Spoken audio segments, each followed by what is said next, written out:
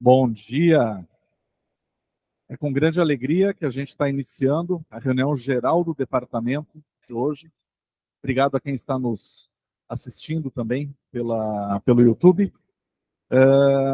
É um momento em que o nosso departamento se encontra, desde o terceiro até, passando pelo quarto, quinto, sexto ano, residentes, o nosso corpo clínico, os nossos docentes aqui reunidos, os médicos assistentes.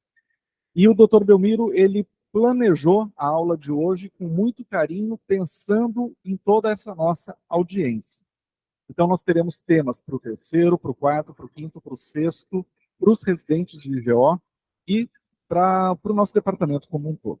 Então, aproveitem muito. A exposição do Dr. Belmiro terá aproximadamente 50 minutos. Na sequência, nós teremos um debate mediado pelo professor do nosso departamento também, Dr. José Paulo Dutra. Aproveitem. Bem-vindos, muito obrigado, bom dia.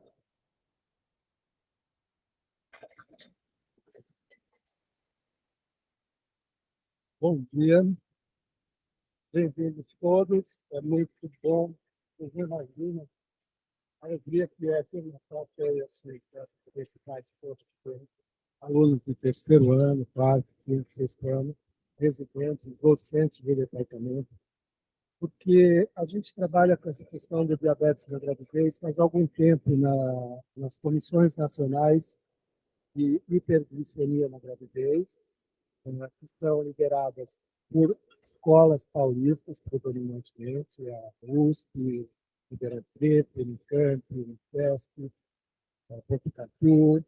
E essa Comissão Nacional Especializada trabalha muito na elaboração de protocolos uniformizados em termos de padronização de condutas para que todas as escolas falem linguagens muito parecidas na questão do diagnóstico, na questão do tratamento clínico, do tratamento obstétrico, etc., na questão do diabetes mellitus na gestação. Por isso que eu coloquei na minha aula possibilidades e limites. Possibilidades é porque nós já temos vários documentos publicados pelo Ministério da Saúde e foram elaborados em conjunto pela Comissão Nacional Especializada da FEBRASB, mais a Sociedade Brasileira de Diabetes, a Organização Pan-Americana de Saúde, o Ministério da Saúde e o Ministério da Saúde, o Ministério da Saúde que publica esses documentos. E agora, no Congresso Paulista desse ano, nós tivemos uma conversa com as pessoas da saúde e da mulher do Ministério da Saúde para que nós publicássemos os próximos documentos novamente com o Ministério da Saúde, para que saísse uma sequência de trabalhos, esse então o quarto e quinto documento. A gente vai falar hoje do primeiro, segundo e terceiro documento, dando ênfase ao primeiro e segundo documento. Então, eu falo de possibilidades porque a gente já tem muita coisa escrita e que é seguida pela maioria, então, dos serviços de ginecologia e obstetrícia. A coisa que a gente não pode ter longe de nossa mente é qual é a definição do diabetes mellitus. O que significa isso? É um distúrbio metabólico com predomínio de hiperglicemia. Hiperglicemia é aumento da concentração de glicose no sangue. Todo mundo sabe que glicose é essencial para o metabolismo celular, para o metabolismo energético, até um determinado limite. A partir daí, ele começa a se tornar tóxico. Ele é tóxico tanto para o indivíduo adulto, quanto é tóxico para o feto intraútero, porque a glicose cruza a barreira placentária e alimenta o feto, é o material energético utilizado pelo feto para o seu desenvolvimento. Então, de um modo geral, ele é útil ao organismo até uma determinada concentração, daí ele passa a ser tóxico. Então, e por que tem hiperglicemia? Tem hiperglicemia por falta de insulina ou resistência à ação da insulina. Então, na gravidez, a gente tem várias modalidades de hiperglicemia que interferem com a evolução da gravidez. Por exemplo, esse é um slide que eu tentei desenhar para ficar mais fácil a compreensão. A gente tem um grupo de gestantes que tem hiperglicemia porque na gravidez a gente diagnostica diabetes mellitus gestacional. ou porque a gente diagnostica diabetes mellitus, que é provavelmente pré-gestacional, mas que nós diagnosticamos na gravidez. Então, esses dois grupos de pacientes, se a gente pensar que tem 90% de mulheres, 18% de mulheres com hiperglicemia na gravidez, 90% deles se incluem entre os pacientes que têm diagnóstico de diabetes na gestação. Depois disso, a gente tem diabetes tipo 2, pacientes com diabetes mellitus tipo 1, e um tipo que a gente tem encontrado mais frequentemente, que é, na verdade, um diabetes tipo 1, que se manifesta no indivíduo adulto, por isso chama MORI, que é um diabetes diagnosticado na maturidade e é insulino dependente, muitas vezes já é diagnosticado pela presença de doenças vasculares associadas. E aqui, a gente não precisa fazer o diagnóstico na gravidez, mas a gente precisa ver o diagnóstico das condições glicêmicas e das comorbidades associadas a essa condição de diabetes gestante há mais tempo do que o tempo da gravidez. Do ponto de vista de fisiopatogenia, por que as mulheres desenvolvem diabetes e hoje a gente pode diagnosticar diabetes na gravidez? Porque na gravidez existe uma resistência à ação da insulina por antagonismo causado por hormônios que a gravidez produz. A placenta produz alguns hormônios que são antagonistas naturais e competitivos da insulina, como o estrogênio, a progesterona, e um hormônio que talvez vocês conheçam um pouco, que é o chamado lactogênio placentário. Mas também na gravidez há um aumento de hormônios como cortisol e a prolactina, que também tem efeito antagonista da ação da insulina.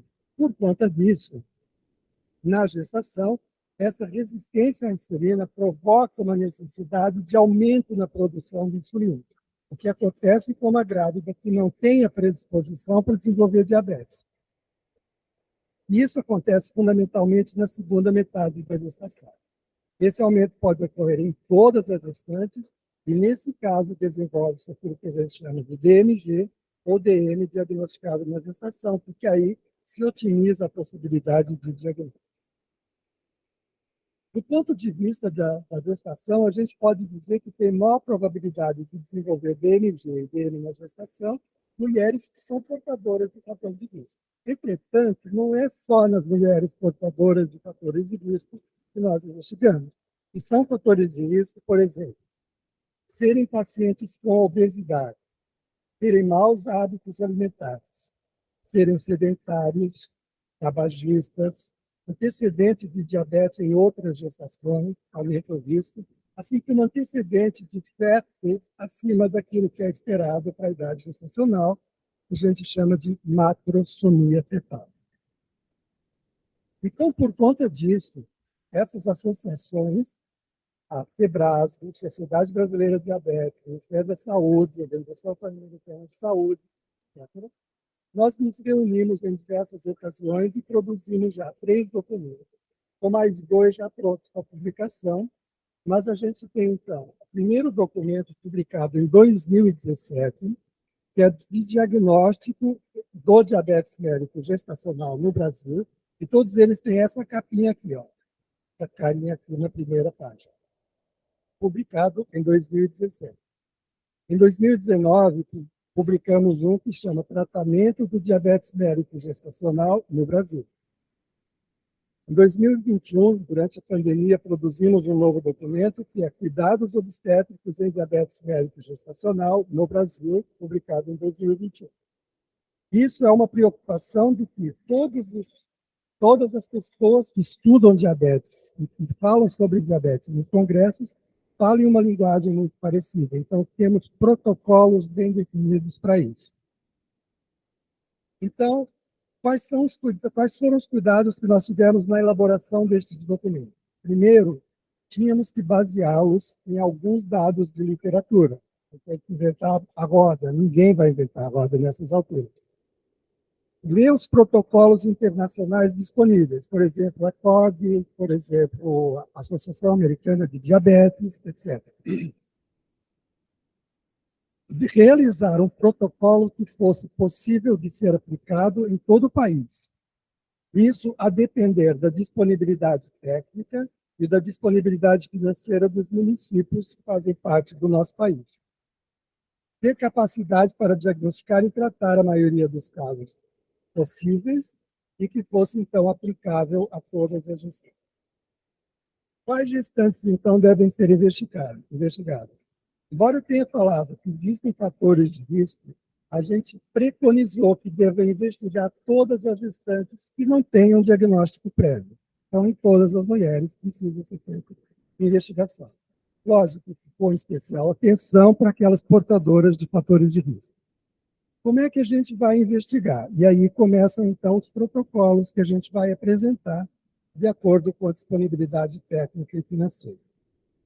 Se a gente tiver um município com disponibilidade técnica e financeira total, de 100% de possibilidade de gasto, não sei se dá para ler aqui. Se a paciente inicia o pré-natal antes de 20 semanas de gravidez, ela realiza uma glicemia de jejum, e se a glicemia de jejum estiver menor do que 92, ela é considerada normal. Se ela for maior ou igual a 92, mas menor do que 125, é já considerada uma hiperglicemia leve ou diabetes mellitus gestacional. Se a glicemia de jejum for maior ou igual a 126, é considerada diabetes mellitus na gestação, possivelmente diabetes pré-existente ou over diabetes, como a gente encontra na literatura internacional. Se estiver menor do que 92, aí a gente vai prosseguir a investigação. Não se tiver alterado. Se tiver alterado, já fez diagnóstico. Não precisa nem repetir a glicemia. Se ela vier menor do que 92, a gente vai repetir entre 24 e 28 semanas, que é o momento em que os hormônios placentários atingem a concentração máxima, e a gente vai fazer, então, na situação de viabilidade técnica total, o teste oral tolerância à glicose 75 gramas da gestante, que é um pouquinho diferente do teste oral tolerância à glicose do adulto. A gente considera 3 pontos: jejum, 1 e 2 horas após a tomada de 75 gramas de destrozol. E se a glicemia de jejum estiver entre 92 e 125, ou a primeira hora maior ou igual a 180, ou ainda a segunda hora entre 153 e 199, isso significa que se todos esses exames, esses pontos de corte estiverem normais, o que a gente vai ter? Se tiver essa pequena alteração entre 92 e 125, ou uma hora maior que 180, ou segunda hora maior que 152, vai ser DMG. Se a glicemia de jejum for maior ou igual a 126, ou a segunda hora maior ou igual a 200, é diabetes mellitus prévia à gestação. Para os casos de início de pré-natal entre 20 e 28 semanas, aguarda essa idade e faz teste oral tolerância à glicose ou curva glicêmica gestacional. Parece um fluxograma complexo, mas não é. Primeiro exame, glicemia de jejum, deu normal, entre 24 e 28 semanas, teste oral tolerância à glicose. Se todos os pontos vierem normais, então acabou a investigação. E por que a gente usa 3 pontos? Porque, na verdade, foi assim que foi definida a primeira curva glicêmica gestacional. E aí, a gente tem que, nessa curva que é utilizada agora, a gente sabe que cada um desses pontos aqui é uma variável independente para mau resultado gestacional, como macrosomia, obesidade no tecido subcutâneo abdominal e marcadores bioquímicos fetais de mau controle metabólico. Então, como é uma variável independente, você também pode fazer a investigação diagnóstica usando só a glicemia de jejum, que dá mais ou menos a probabilidade de diagnóstico de quase 9 em cada 10 casos que teriam sido diagnosticados com a curva. Então, aqui na Unicamp, a gente usa muito mais, ao invés de fazer, no segundo momento, uma curva glicêmica, fazer uma nova glicemia de jejum entre 24 e 28 semanas, quando ela estiver normal na primeira consulta. E essa primeira consulta é junto com o perfil obstétrico que a gente pede na primeira consulta de pré-natal. E se nas 2 vezes ela vier abaixo de 92 é normal, Entre 92 e 125, em qualquer dos momentos, vai ser diabetes gestacional, maior ou igual a 126, diabetes prévio à gestação ou diabetes na gestação. Com isso, então, a gente fez o diagnóstico dos casos de diabetes, que representam 90% do total dos casos de hiperglicemia na gravidez. E aí a gente vai, então, começar a planejar o tratamento para essas pacientes. E como que a gente planeja o tratamento? O tratamento é feito com base na seguinte recomendação. Prescreve-se dieta de 1.800 a 2.100 calorias por dia, uma dieta fracionada em pelo menos 5 refeições, até 6 refeições diárias, ou seja, intervalos entre as refeições relativamente curtos, com alguma restrição de carboidratos de absorção rápida. Se prescreve também exercício físico aeróbico de leve a moderada intensidade, 5 vezes por semana, sempre com acompanhante para evitar o risco de uma hipoglicemia que possa levar a paciente à queda, etc. E sempre após uma refeição leve. E por que ela precisa ser acompanhada após uma refeição leve?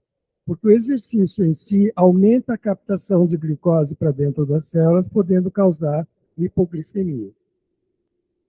E a gente estabelece, então, metas terapêuticas. E as metas são que, após iniciado o tratamento com dieta e exercício, a paciente apresente glicemias de jejum abaixo de 95 miligramas por decilitro e as glicemias pós-prandiais, pós-café ou pós-almoço, abaixo de 140, se for colhido 1 hora após o início da refeição, ou menor do que 120, se for colhida 2 horas após o início da refeição. Com isso, a gente desenha um perfil glicêmico de 4 pontos, ou seja, jejum, pós-café, pós-almoço e pós-jantar. E a gente vai ter, então, um perfil glicêmico de 4 pontos, que pode ser feito diariamente nos locais onde houver disponibilidade de fitas para todas as gestantes, para elas fazerem o destro de manhã, pós-café, pós-almoço, todos os dias, e a gente vai avaliar o que aconteceu ao final de uma semana. Se não tiver fitas para todo mundo ou para todas essas glicemias, a gente pode fazer em dias alternados. Então, ela faz, por exemplo, 12 glicemias, ou dia sim, dia não, portanto, vai dar 12 glicemias ao final de uma semana. E quando a gente for analisar essas glicemias, a gente vê a porcentagem de glicemias que estão acima da meta estabelecida. Se mais do que 30% delas estiverem acima do estabelecido, então aí a gente precisa rever o tratamento e possivelmente introduzir medicação. Um exemplo de uma paciente que trouxe um perfil glicêmico com 2 horas com 1 hora pós-refeição, aqui, ó, e que ela traz um perfil glicêmico para a gente uma semana depois. E vocês veem que ela tem todos os jejuns alterados, acima de 95, algumas glicemias pós-prandiais acima da meta estabelecida. Então, o que significa isso? Significa que a gente precisa, possivelmente, introduzir medicação. Mas ela também pode trazer um perfil glicêmico com 2 horas pós-prandial, por exemplo, com essa cara. Então, ela fez 12 glicemias. E aí, como era 2 horas pós-prandial, o limite pós-prandial é 120, ela tem todas essas glicemias alteradas, muito mais do que 30%. Isso significa que a gente precisa introduzir medicamento. E o medicamento de escolha para tratamento de diabetes na gravidez é a insulina. Então, vocês veem que eu pus aqui, de propósito, a insulina N e a insulina R, que são as insulinas humanas disponíveis pelo SUS. São disponibilizadas para todas as gestantes que precisam de tratamento com insulina ou todos os indivíduos que precisam de tratamento com insulina. Essa insulina N, que é uma insulina humana de ação mais longa, se você administrar, por exemplo, no instante zero, ela vai ter um pico de ação cerca de 5 horas após a injeção subcutânea e vai agir por até 14 horas. E se você utilizar a associação, por exemplo, como insulina de ação rápida, que é a insulina regular, que tem essa aqui em azul, essa insulina regular tem um pico de ação aproximadamente 1 hora após a injeção no subcutâneo e age por até no máximo 5 horas. De um modo geral, a gente começa o tratamento com uma dose única de insulina do tipo NPH. Então, quando a gente vai fazer insulinização na gravidez, a gente vai fazer assim, vai calcular qual é a dose inicial que a gente vai administrar para a paciente, que deve estar entre 0,2 e 0,5 unidades por quilo por dia. Sempre a gente vai administrar a primeira dose pela manhã, e a insulina vai ser NPH preferencialmente, e se necessário a gente acrescenta regular. E a avaliação do ajuste através do perfil glicêmico. Vocês devem observar que, diferentemente do que acontece com o diabetes tipo 2 na clínica médica, eles costumam começar a insulinização com insulina bedtime. Nós não usamos insulina de início de tratamento, bedtime, pelo risco de hipoglicemia no meio da madrugada. E isso pode comprometer a saúde do feto, levando até ao óbito fetal. É preferível fazer de manhã, que a gente tem não só o controle, como a paciente tem as refeições que vão fazer o suporte de glicose necessário para ela se manter em homeostase apropriada, tá bom?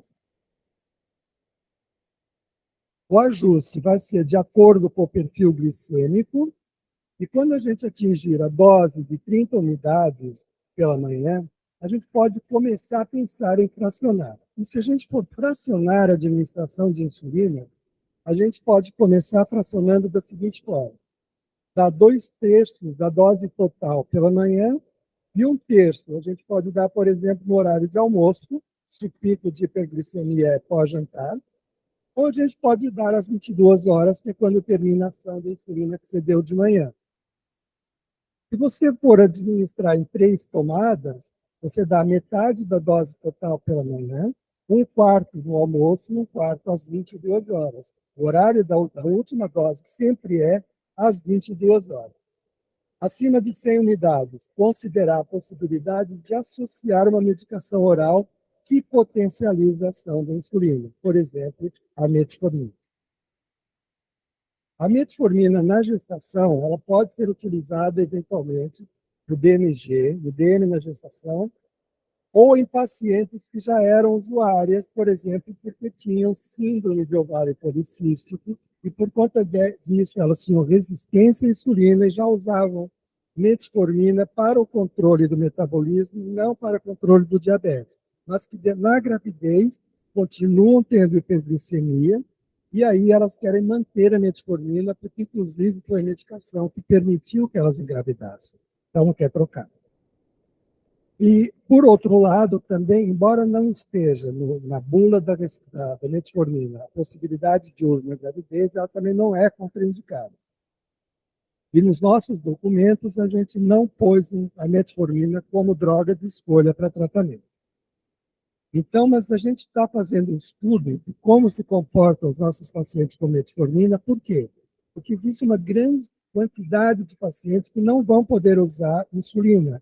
Por exemplo, pacientes marginalizados de alguma forma, pacientes em situação de rua, pacientes indígenas que têm dificuldade de acesso e de guardar a insulina. E quando a gente for usar a metformina, a dose inicial de uso é de 500 miligramas até 1 grama, podendo chegar até 3 gramas por dia.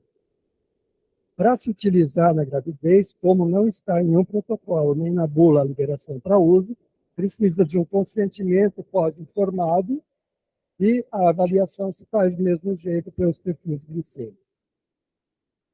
Consultas para avaliação terapêutica dessas pacientes. A gente deve fazer semanal até atingir o ajuste metabólico, a cada 2 semanas após o controle adequado, e após as 32 semanas a gente pode fazer semanal, porque aí o controle pode começar a variar por conta da placenta começar a se tornar cada vez menos produtiva de hormônios antagonistas.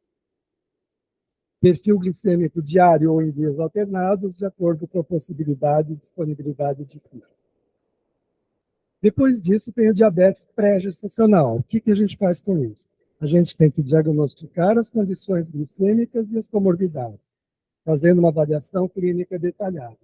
Neste caso, é preciso fazer uma anamnese bem detalhada. Vocês de terceiro ano, que estão trabalhando agora na questão da anamnese, ela não é só para identificar a doença, é para identificar como é que se comportou a paciente nesse período em que ela não está sob nosso cuidado. A gente pode avaliar a duração da doença, o tipo e duração do tratamento que ela fez, detalhar a frequência das avaliações clínicas, consultar se ela teve consulta com outros especialistas, por exemplo, oftalmologista, neurologista, cardio, etc. Como que a doença evoluiu no intervalo entre as gestações, se ela usou algum método contraceptivo e se ela planejou a gestação atual. Depois a gente deve fazer um exame físico também detalhado, avaliando o peso e a estatura do paciente para o cálculo do índice de massa corporal, aferição da pressão arterial em ambos os braços, a escuta cardíaca e respiratória detalhada, avaliação de sopros carotídeos e palpação de tireoide, avaliação de pulsos periféricos e perfusão periférica, avaliação neurológica de sensibilidade periférica, tremores e reflexos. E aí a gente deve fazer também uma pesquisa laboratorial bem feita para esse paciente, investigando dosagem de marcadores de função renal, ureia, creatinina, ácido úrico, urina tipo 1, proteinúria urinária, avaliação da porcentagem de hemoglobina que se tornou duplicada pela presença de vários episódios de hiperglicemia prévia, dosagem de hormônios tireoidianos, TSH e T4 livre, e anti-TPO, porque o diabetes mellitus tipo 1 tem uma associação muito frequente com doença tireoidiana, com hipertireoidismo principalmente. Fazer perfil glicêmico para estudar o status metabólico dela no momento atual e a rotina de pré-natal normal. Com isso, nós vamos chegar a pacientes que têm doença prévia à gestação, que elas vão ser hiperglicêmicas, mas que estão bem controladas metabolicamente, em segmento clínico regular e sem comprometimento de órgãos-alvo. Ou nós vamos ter pacientes com controles e avaliações irregulares, sem segmento clínico ou com segmento bastante irregular, sem avaliações de nenhum órgão-alvo, sem planejamento reprodutivo ou sem consulta pré-concepcional. Nesses casos, a gente precisa, quando não tem nenhuma avaliação prévia, fazer a avaliação de órgão-alvo dessas pacientes, na gravidez. Rim, olho, trato gastrointestinal, doença cardiovascular, tireoide, etc. Aí, muitas vezes, vão precisar do recurso do auxílio do nefrologista, do oftalmologista, de uma boa orientação nutricional, cardiologista, etc. Lembrar que, na gravidez, há uma piora significativa da doença renal associada ao diabetes, há uma piora significativa da retinopatia diabética e há uma piora significativa das pacientes que têm gastroplegia associada ao diabetes. Essas pacientes são de orientação na gravidez e pioram com a gravidez. Então, precisam de reavaliação no pós-parto e cuidados especiais no pós-parto. Como conduzir essas pacientes na gestação? Sempre em ambulatórios especializados. Não dá para ficar achando que está tudo certo no ambulatório não especializado. Orientação nutricional individualizada. Uso de múltiplas doses de insulina, em geral, nos pacientes com DM1, DM2, precisa de múltiplas doses de insulina. Perfil glicêmico, mas nesse caso, dando ênfase, não apenas a glicemia pós-prandial, mas também a glicemia pré-prandial, que deve estar abaixo de 100 mg por decilitro. E é preciso ter dessas pacientes um recordatório alimentar e de medicamentos que ela toma. Isso é muito importante que ela tenha. Muitas vezes elas têm até um caderninho onde elas registram todas essas informações e trazem para nós. Dieta, mais uma vez, vai ser de 1.800 a 2.100 calorias, fracionada, do mesmo jeito que foi para as diabéticas gestacionais. E o exercício também, salvo as contraindicações do exercício, como pré-eclâmpsia, hemorragia, primeiro e terceiro trimestre. Isso aí são contraindicações que a gente vai avaliar caso a caso.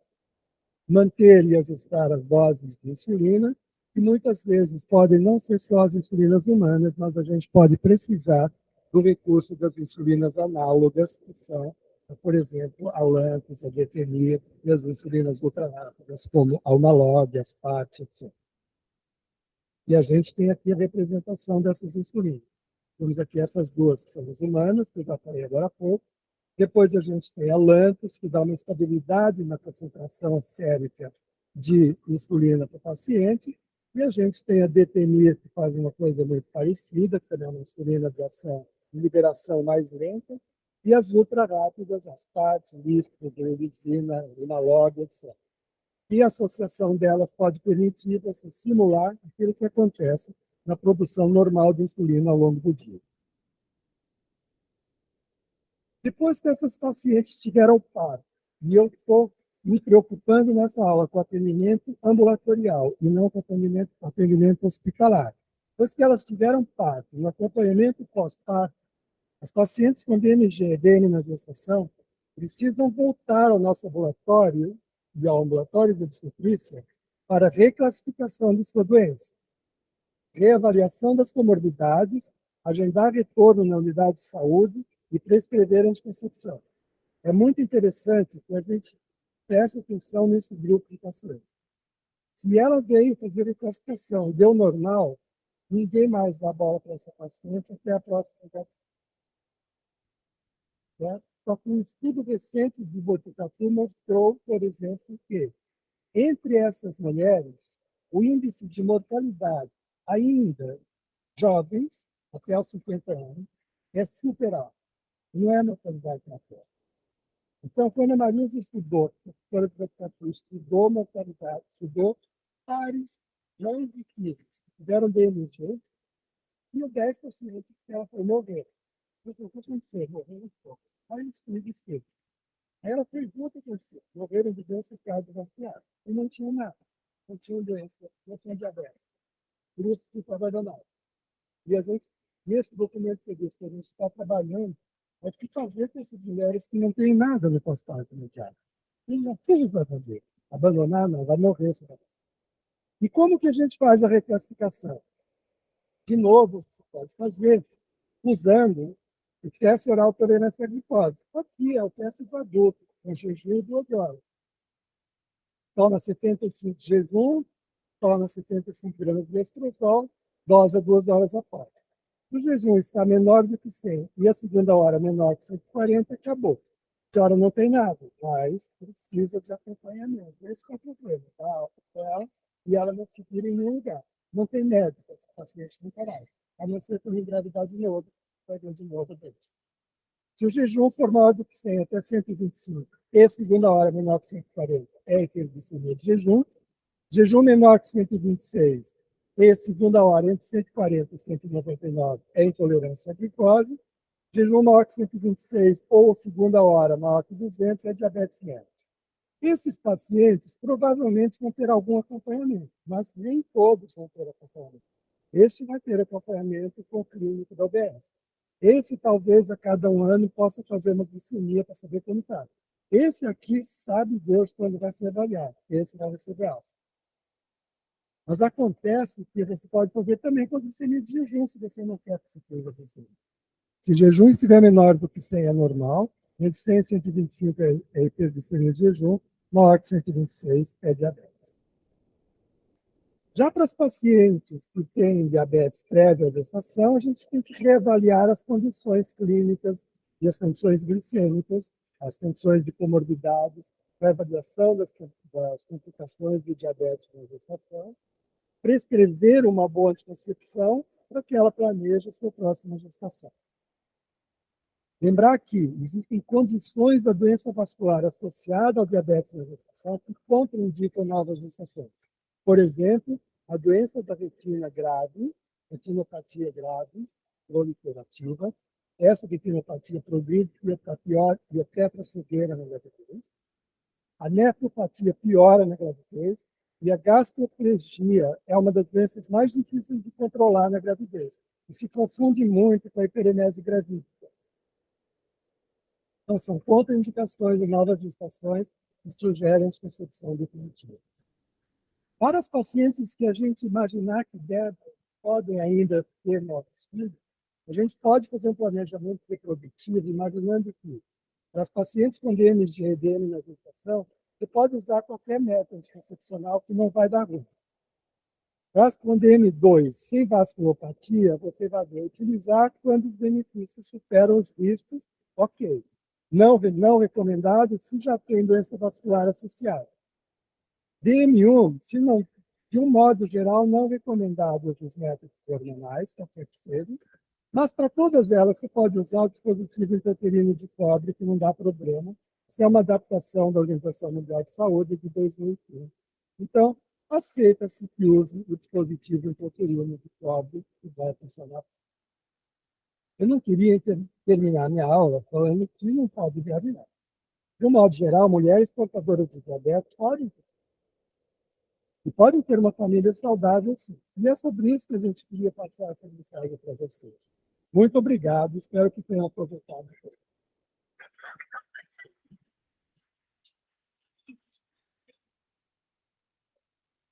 Falei que as expectativas iam ser superadas.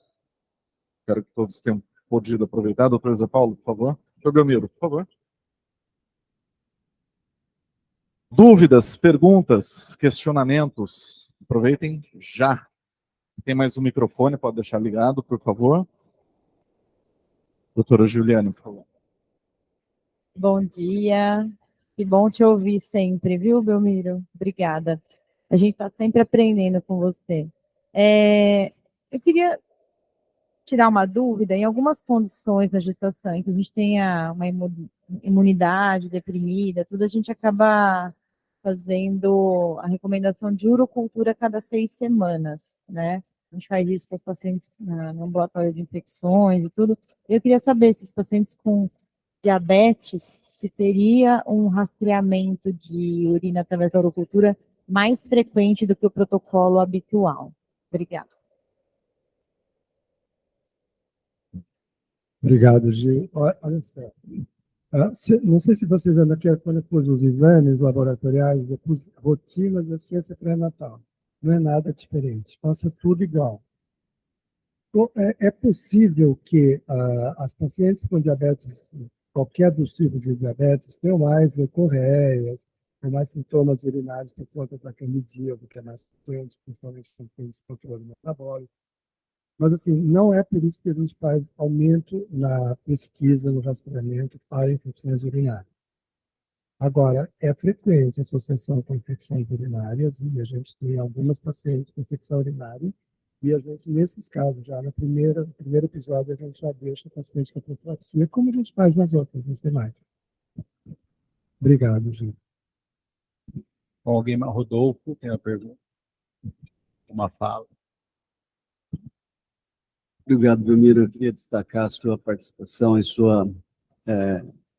todo o seu trabalho no desenvolvimento dessas diretrizes, que são fundamentais para a gente ter uma conversa entre todas as sociedades, como você disse, uma posição mais ou menos, uma diretriz, um caminho mais ou menos adequado e único para a gente fazer o acompanhamento das gestantes, que isso é importante, especialmente na atenção primária, que a gente tem não obstetras fazendo acompanhamento pré-natal, isso, ter direcionamento, ter diretrizes claras, isso ajuda sobremaneira.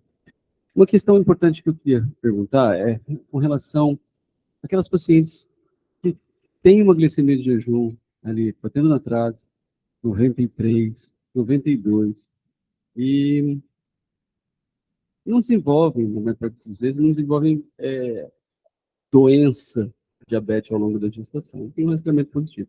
Em outras palavras, qual é o tamanho do falso positivo nesse tipo de triagem que a gente faz?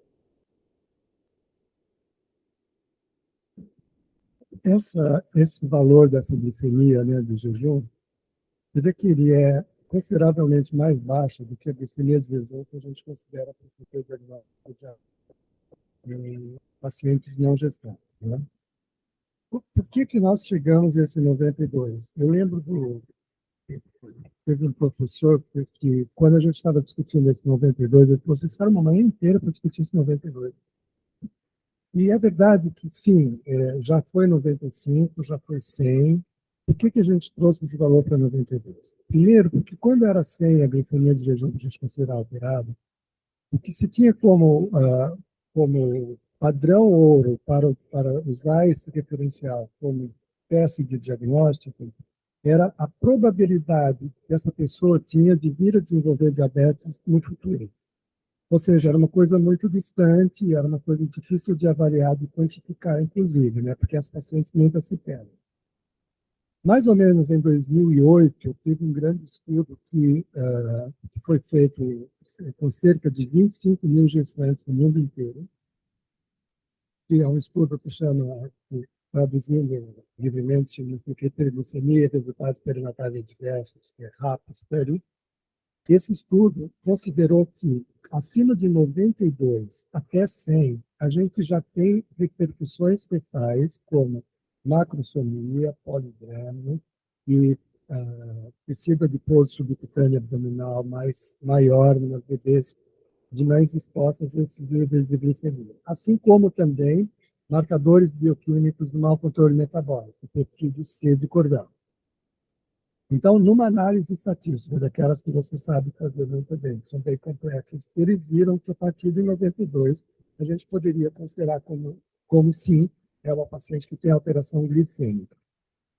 A repercussão não necessariamente precisa ser doença no feto, porque quando a gente faz a intervenção inicial, ela é muito comportamental.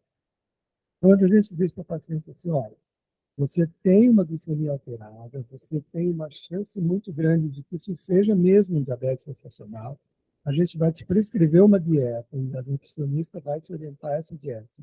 E a gente vai pedir para você fazer um exercício, que é uma caminhada diária, e após uma refeição. Tá? E depois de uma semana, a gente vai ver se precisa dar ou não dar medicação.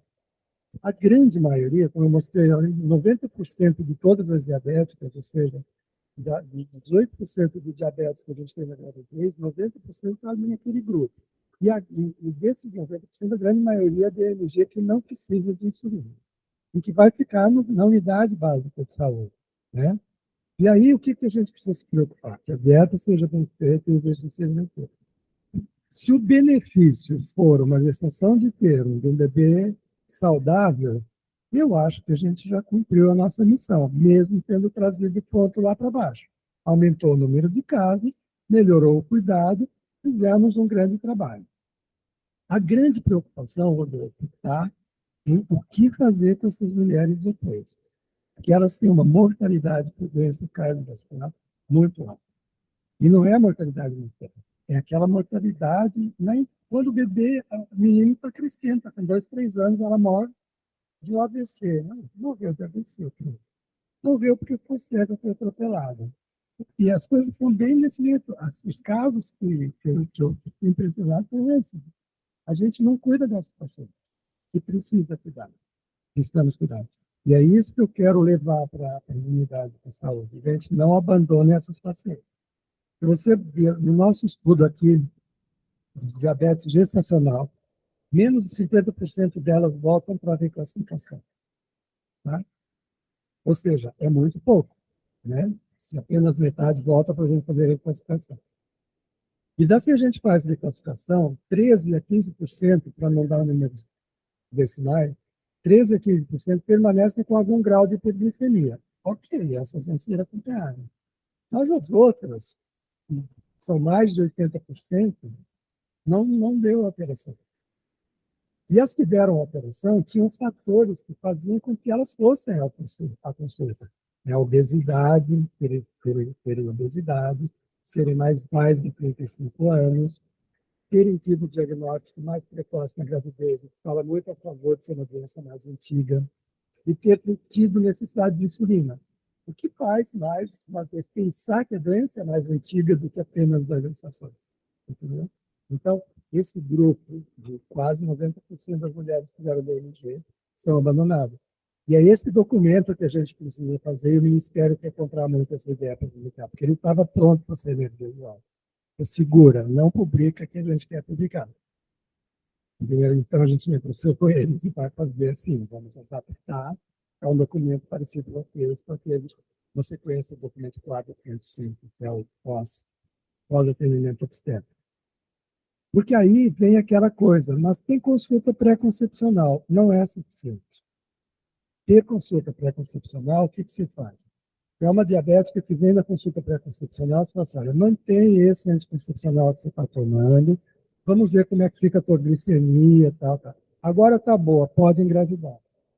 Então, a gente conseguiu alguma coisa, mas não é, em termos de saúde pública, isso não é nada. Não sei se consegui responder você, Rodrigo. Você sempre faz umas perguntas difíceis, né? Obrigado, Rodolfo.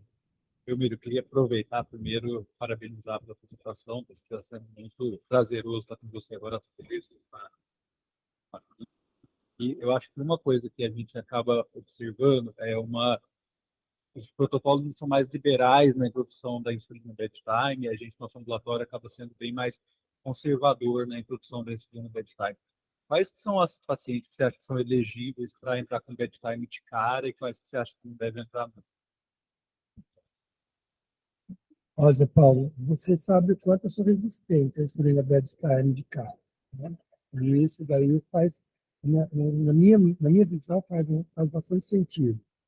Porque, assim, se você é um paciente diabético, que toma com insulina bedtime, vai controlar a tua glicemia de jejum, etc. O importante é a gente lembrar que a hiperglicemia, ela não vem só da absorção de glicose, né?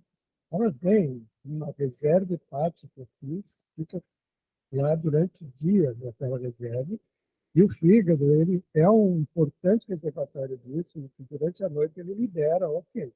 Então, se você faz insulina bedtime, pode ser que, no momento em que começar a cair a glicemia, o fígado se lembre de liberar um pouco de glicose depois desse equilíbrio.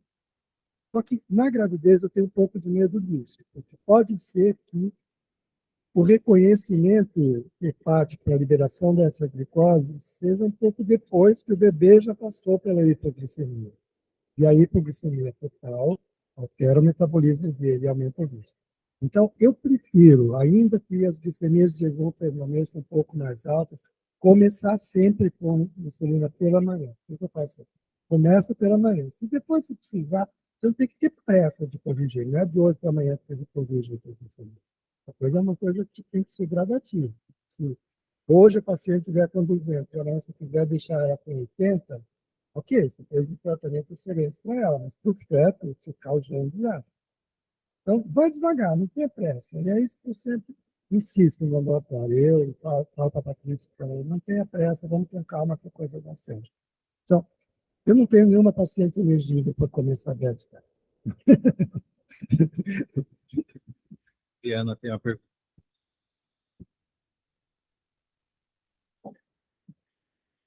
Bom, em primeiro lugar, parabéns, Belmiro. É sempre muito bom ouvir você falar sobre diabetes, né? Por mais que a gente esteja sempre junto, sempre reforça todos os pontos importantes. Eu queria saber a sua opinião, que agora a gente tem esses controles glicêmicos por meio de celular, né? E a gente acaba, às vezes, no consultório, recebendo paciente que é diabética gestacional, já com esse aparelho implantado, e ele faz um controle de sono. E, em alguns casos, pacientes assintomáticos estão controlando com dieta têm hipoglicemia noturna, né? O que você acha desse tipo de controle para as pacientes que não são diabéticas tipo 1, na verdade, né? Porque a paciente não quer fazer controle capilar, e ela tem condição econômica, ela vai lá e compra sem ser indicação médica. Instala, que a amiga usa, não sei o quê, e aí chega com um controle glicêmico de hipoglicemia na madrugada, você fala, meu Deus, né? Considera ou não? A pergunta é extremamente interessante e a gente teve essa discussão numa mesa sobre novas tecnologias a serem incorporadas, etc. E aí tem a Rafaela da USP, ela mostrou uma visão excelente sobre isso, né? Quando você tem uma concentração de glicose no sistema capilar, vamos imaginar 5x moléculas de glicose. No interstício, que é o que esse aparelho avalia, você tem 2x de concentração, né? Então, ele vai te dar a leitura da glicemia e da glicose intersticial. Então, quando a glicemia da paciente no capilar está em torno de 2x, ele às vezes não consegue ler a glicemia intersticial. Então, ele te dá como low glicose, baixa glicose. Não é hipoglicemia, hipoglicemia provavelmente baixa concentração de glicose no interstício, que traduz esse sintoma. Isso aí que se classificou de hipoglicemia, não é hipoglicemia, tá? É uma leitura intersticial de glicose baixa. Então, não considero. Pede para que ela faça o destro na ponta do dedo. É a melhor coisa, né? Na verdade, esses sensores transdérmicos, está dentro do capítulo de novas tecnologias, que nós estamos trabalhando também nele, que fala das bombas de infusão, dos sensores transdérmicos, etc. Tudo isso faz parte de um arsenal importante, mas eu achei que não deveria trazê-lo hoje, porque não cabia na aula, não cabe, é muito longo para isso. Nem falei de internação e parto, né, porque não cabe. A gente tem que fazer a aula dimensionada para o tempo que a gente tem. Como eu sabia que tinha 50 minutos de vídeo. Mas, assim, a gente já tem essa discussão em andamento e realmente não se recomenda que você use nada além daquilo que é adequado para o tratamento da tua doença. Você pode tratar cefaleia com morfina, mas se você puder usar dipirona, usa dipirona que vai muito melhor. Gil, diga lá.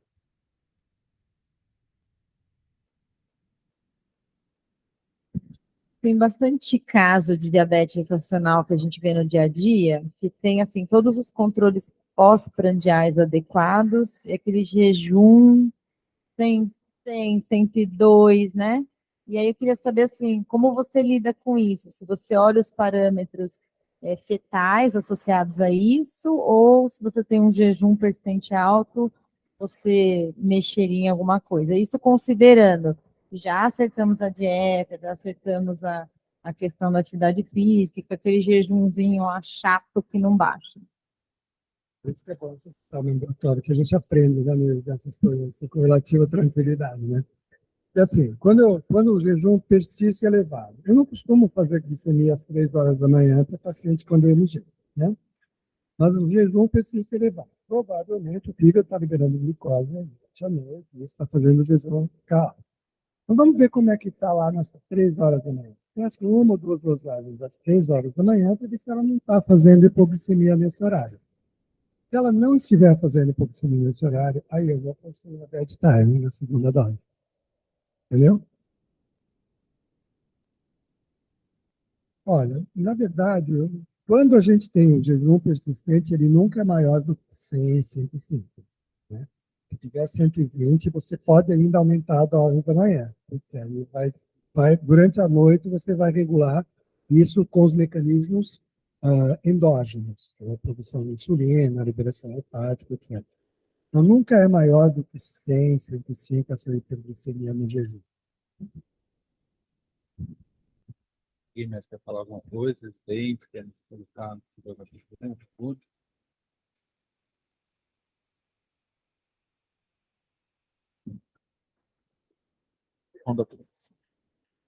Então, só um comentário que ontem a gente estava no pré-natal e tinha uma paciente que tinha o jejum persistentemente alto e a gente foi primeiro conversar com ela. E ela estudava à noite e chegava às 11 da manhã, da noite e jantava às 11 da noite.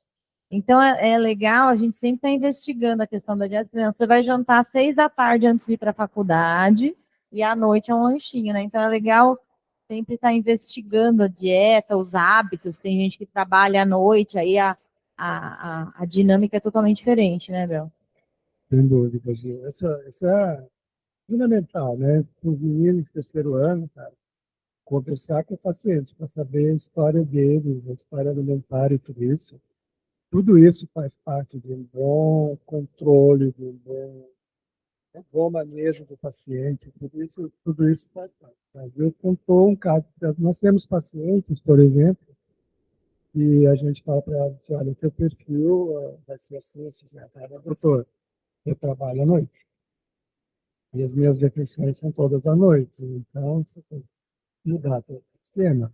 Mas também não significa que você vai fazer o pós-prandial depois da meia-noite. Ela não come à meia-noite. Tem que fazer, olha, vamos tentar fazer o melhor possível. E quando você tomar uma refeição de maior quantidade de comida, faça uma glicemia 1 hora após, para a gente ver como é que está. E aí a gente trabalha essa dinâmica. Lembrando que assim, o sono à noite, ele tem um resultado na nossa vida.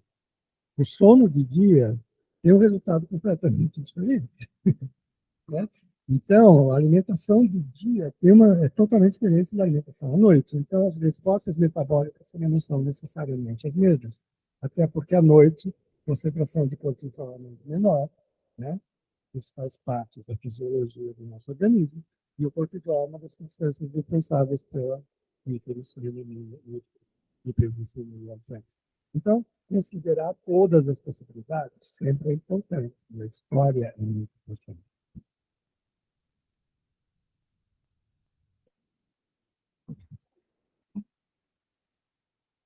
Um lembrete, quem ainda não assinou lista de presença está aqui no canto. Queria agradecer imensamente ao Dr. Belmiro, a aula, ao Zé Paulo pela mediação. E qual a mensagem que fica? Terceiro, quinto ou sexto ano. Talvez você esteja pensando assim, eu não vou fazer obstetrícia. Por que eu estou assistindo isso hoje? Porque fica o alerta. Na tua prática clínica, se você for fazer cardiologia, se você for fazer qualquer outra especialidade, você vai perguntar para a tua paciente, a senhora tem pressão alta? De antecedentes, né? A senhora tem diabetes? E diabetes na gestação? A gente acabou de ver que o diabetes na gestação pode ser um fator de risco para pior desfecho de doença cardiovascular no adulto jovem. Residentes, quem vai atuar com medicina de família e comunidade, fazer adequadamente o diagnóstico, tratamento e encaminhamento, o tratamento primeiro e o encaminhamento da gestante que esteja experimentando o diabetes durante o ciclo grávido puerperal. E assim a gente encerra, agradecendo a todos, todas a presença. Que bom que essa discussão foi profícua. Obrigado.